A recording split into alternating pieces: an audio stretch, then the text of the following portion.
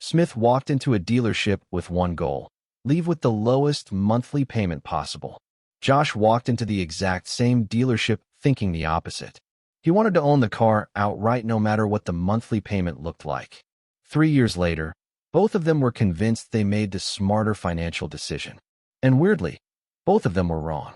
Hey, I'm Brian, and I spend way too much time thinking about the financial decisions that quietly drain tens of thousands of dollars out of middle-class lives without people noticing until it's too late. If you like videos that function as financial peer review before you make expensive mistakes, hit subscribe. Honestly, it's probably the highest ROI on your time on this platform. Because leasing versus buying a car is not actually about cars. It's about how people get manipulated by monthly payments. And once you see the math, you can't unsee it. So let's set this up properly. Smith and Josh are both 32 years old. Both make $55,000 per year. Both have decent credit. Both want reliability. Both are trying to avoid looking financially reckless. And both choose the exact same $30,000 mid-size sedan. Same car. Same dealership. Same day. But then they split into two completely different financial paths. Smith leases the car. 3-year lease. $2,000 due at signing. $299 per month. Full warranty coverage the entire time. The salesman says something that immediately hooks him. Why buy the whole car when you're only using part of it? And honestly, it sounds reasonable. Meanwhile, Josh buys the exact same car using a 60-month loan at 6% interest. He puts $3,000 down. His payment lands at $522 per month. That number physically hurts him. $522 every month for 5 years. Smith sees Josh's payment and almost laughs. Because from Smith's perspective, he just beat the system by more than $200 every single month while driving the exact same car. And on day one, it really does feel like he won. For the first year, Smith's life feels frictionless. The car always smells new. Every feature works perfectly. Oil changes are simple. Repairs are covered. The dealership treats him like a VIP because they know he'll probably be back in 36 months for another lease. And psychologically, the payment barely registers. $299 feels manageable, clean, modern. Meanwhile, Josh is having a very different experience. Every month, $522 leaves his account like clockwork. Then he makes the mistake most buyers make. He checks the resale value. After 1 year, the $30,000 car is suddenly worth maybe $24,000. But his loan balance is still around $26,000. He's underwater, meaning if the car gets totaled or he suddenly needs to sell it, he owes more than the car is worth. That feeling messes with people psychologically, because humans hate watching things lose value. And cars lose value aggressively. By year 2, Smith feels even smarter. His friends notice the low payment. Coworkers say things like, "Honestly, leasing makes way more sense now." And surface level, they're right.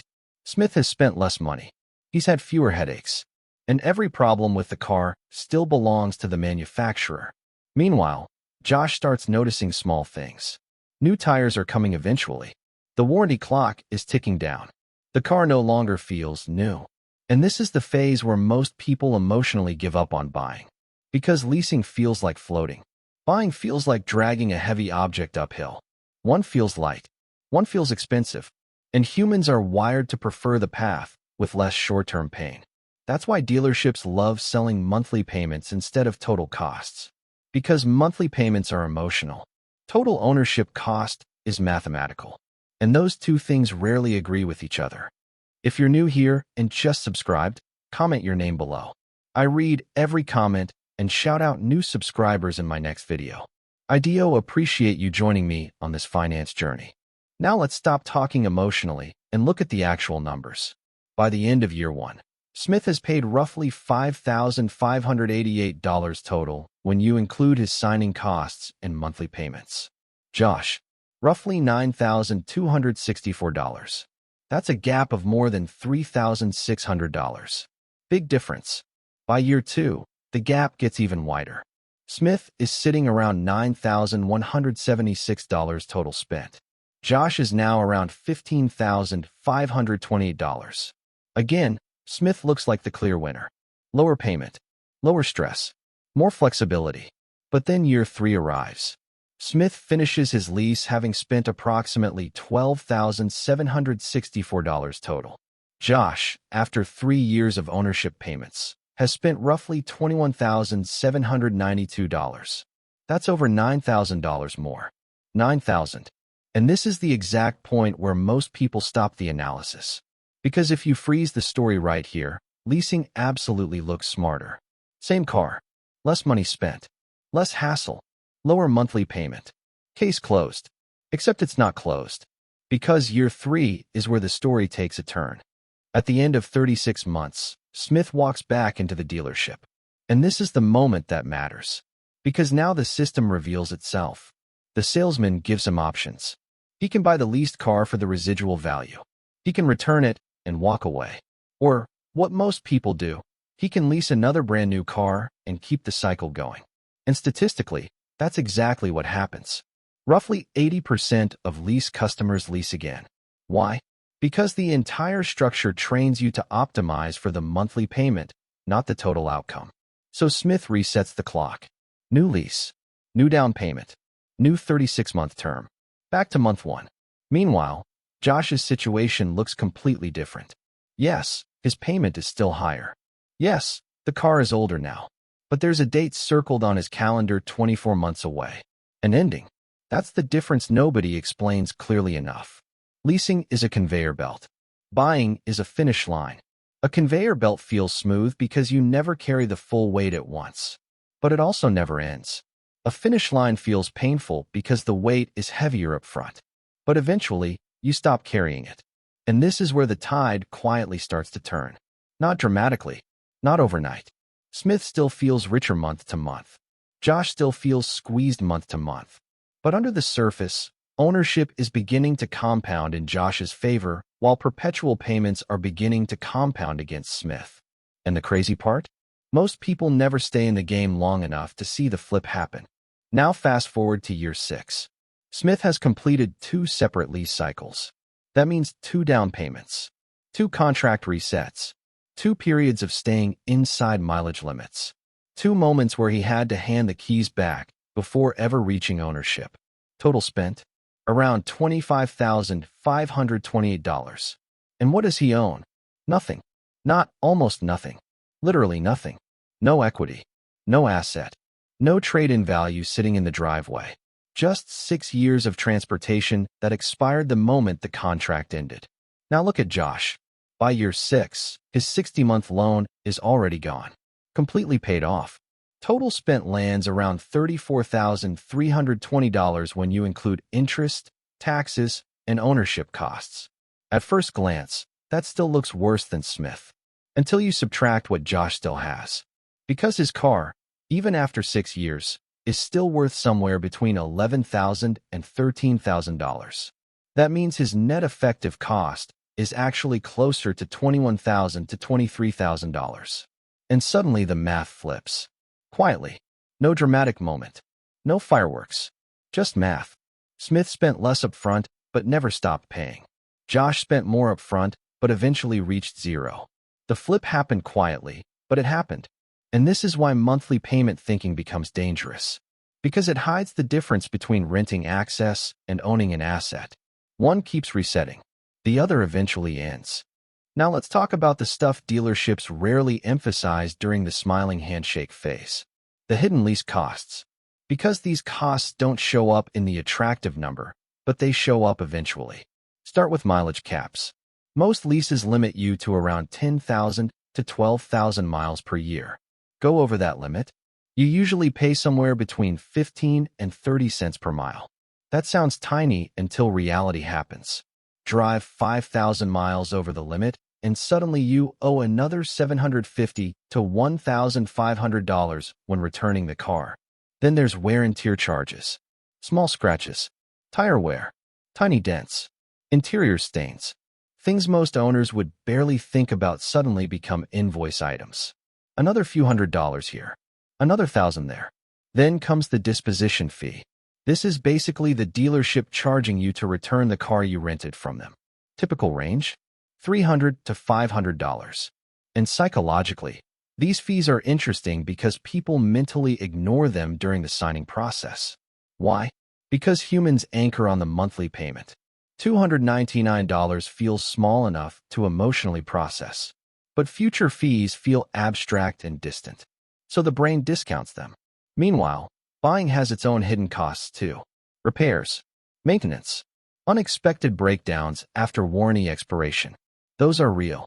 A transmission problem can cost $4,000. New tires can hit $1,000. Ownership is not magically free. But here's the key distinction. Most ownership costs are attached to an asset you continue keeping. Most lease costs are attached to an asset you eventually surrender. That difference matters more than people realize. Because over time, permanent payments quietly outperform temporary convenience. Now, to be fair, leasing absolutely has legitimate advantages. Real ones. If you're someone who values predictability above everything else, leasing can genuinely reduce stress. Your car is usually under warranty the entire time. Your monthly payment stays lower. You avoid major repair uncertainty. And for some people, that stability matters psychologically more than maximizing long-term math. Leasing also makes more sense with certain luxury vehicles. Because once high-end German cars move outside warranty coverage, repair costs can become brutal. A single suspension repair on a luxury SUV can cost $3,000. An electrical issue can cost $5,000. In those cases, constantly staying under warranty can actually protect you financially. And there's another category people ignore: self-employed individuals. Business owners can sometimes deduct portions of lease payments as business expenses depending on local tax laws and usage percentage. That changes the equation significantly. Meanwhile, buying absolutely has downsides. Higher monthly payments, higher upfront stress. Depreciation feels terrible emotionally. And if you finance too long, like 72 or 84 months, you can trap yourself in years of negative equity. That's real too. But the difference is this: buying eventually gives you the option to stop making payments. Leasing usually trains you to normalize permanent payments forever. And financially, that distinction becomes enormous over decades. Now zoom all the way out to 10 years. Because this is where the real story lives. Over a full decade, Smith likely spends somewhere between $45,000 and $52,000 cycling through lease after lease after lease. And after 10 years? Still no car. Still no asset. Still another payment waiting the moment the current lease ends. Josh, meanwhile, spends roughly $44,000 to $48,000 across financing, maintenance, repairs, insurance differences, and ownership costs. But at the end of 10 years, he still owns a vehicle worth somewhere around $4,000 to $6,000. Not glamorous, not exciting, but valuable. And remember, most people don't do this once. They repeat this cycle 3, 4, 5 times throughout adulthood. Multiply a $10,000 gap by 5 cycles, and suddenly you're talking about $50,000 quietly disappearing through payment structures people never fully analyzed. That's retirement money. That's investment money.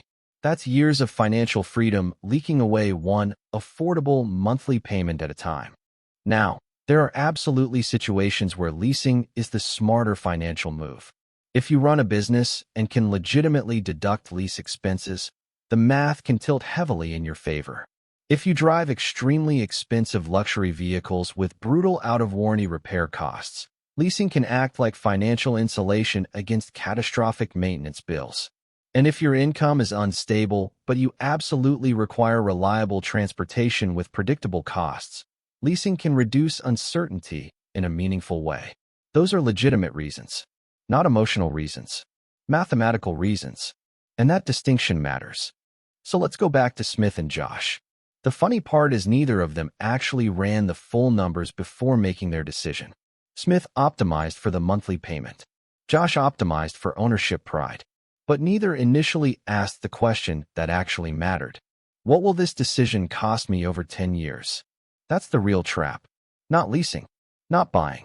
The trap is making a $30,000 financial decision based on what feels manageable this month instead of what compounds in your favor long term. Because dealerships understand something most people don't. Humans are unbelievably sensitive to monthly pain and strangely blind to lifetime cost. That's why $299 per month can feel cheap, even when it quietly extracts $50,000 across a decade. And once you understand that, you start seeing the world differently. Phones, furniture, subscriptions, homes. Everything gets sold to you through the lens of monthly affordability because monthly affordability bypasses long-term thinking. So before you lease or buy your next car, ask yourself one question. Am I paying for transportation? Or am I paying to permanently stay in payment mode? And honestly, that question might save you more money than the car decision itself. Next video, we're talking about why paying cash for a car is not always the smartest financial move either.